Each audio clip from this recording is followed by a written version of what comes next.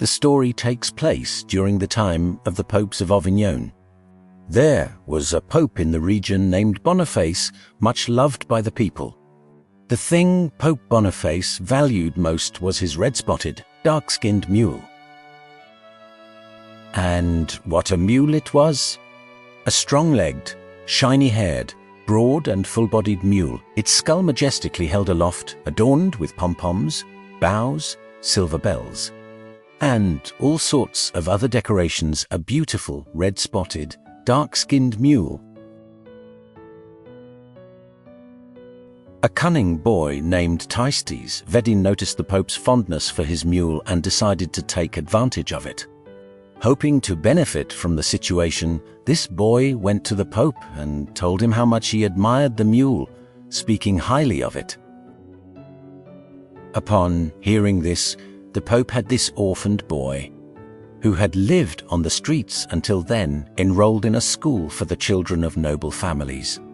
Because he must have thought that this child, who recognized the value of his mule, must be intelligent and noble. In reality, the mule is not even on the mind of this child, Tistet Vedin. However, because he sees and anticipates the opportunities he has gained and will gain from praising the mule, he continues to praise it to the Pope. Upon this, the Pope, believing that this child loves his mule very much, gives him the task of caring for it.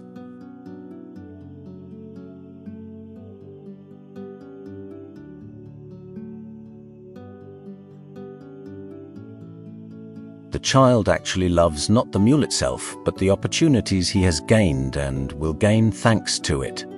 The care of the mule is now entrusted to this child. Thanks to the praises he sings to the mule, this child not only begins attending the school for noble children, but also, under the pretext of caring for the mule, manages to reach the Pope's kitchen and cellar, where he begins to play various games with the mule. Varsaelen met, and instead of giving the mule the wine specially prepared for it each day, the child starts drinking it himself. Not content with that, he also calls his friends to drink with him. He even tortures the mule after getting drunk. Actually, this mule was a very gentle, even docile animal. But the animal could no longer drink the wine it was used to, and on top of that, it was being tortured. Moreover, it was angelic, gentle, with innocent eyes, and with its two long, constantly swaying ears, it had a completely fatherly demeanor. Upon this, the animal's temperament began to change. The child mocked the mule, making fun of it and causing all sorts of trouble for the poor mule. One day, he even took the mule up to the church bell tower. The animal, which never knew how to bray, began to bray out of fear at such a height.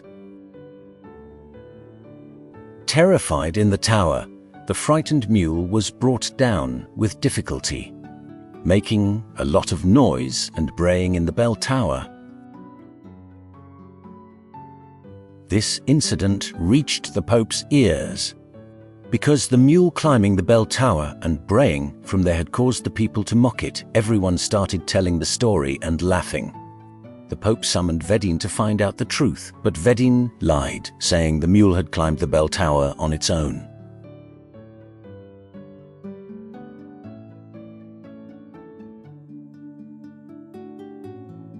However, this incident greatly frightened the gentle mule, causing it to hate the child even more. After this incident, the child was sent to another city, and the mule returned to its former peaceful life. But its resentment towards Vedin clearly did not subside. 7 years later, Vedin returned to the city and wanted to become one of the Pope's assistants. The Pope decided to accept him. A ceremony was to be held where Vedin would be declared the Pope's assistant. Both Vedin and the mule made beautiful preparations for the ceremony to be held the next day. Tistet Vedene, beaming with joy, rushed out of the hall, impatiently anticipating the next day's ceremony. But there was someone even more impatient than him, the Pope's mule. From the day Vedin arrived until the end of prayer time the following evening, it had been eating as much oatmeal as it could and practicing kicking the wall. It too was preparing for the ceremony. That day, a beautiful ceremony was prepared. The mule had arrived at the ceremony grounds, and Vedin was waiting for the announcement of his new role. Having waited for this opportunity for 7 years, seeking revenge on Vedin, the mule seized the opportune moment and delivered a powerful kick to Vedin. Vedin died on the spot.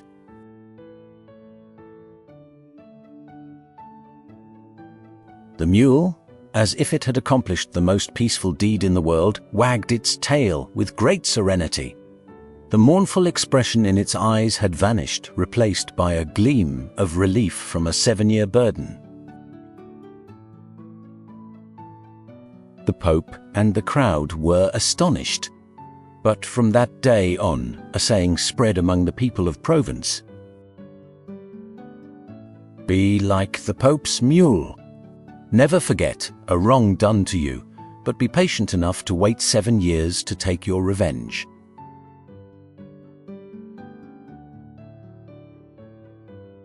Never let your worth be determined by the noise of the outside world, the judgments of others, or the temporary difficulties life throws at you. You are priceless simply for existing, with your wounds, your successes, and all your experiences. Remember the immense power within you and the unique, unextinguishable light with every breath. Thank you for accompanying us on this inner journey, this sacred walk. Until we meet again on those peaceful and ancient paths of the soul in the next story, may your mind be calm and your heart filled with self-love, because you are very precious.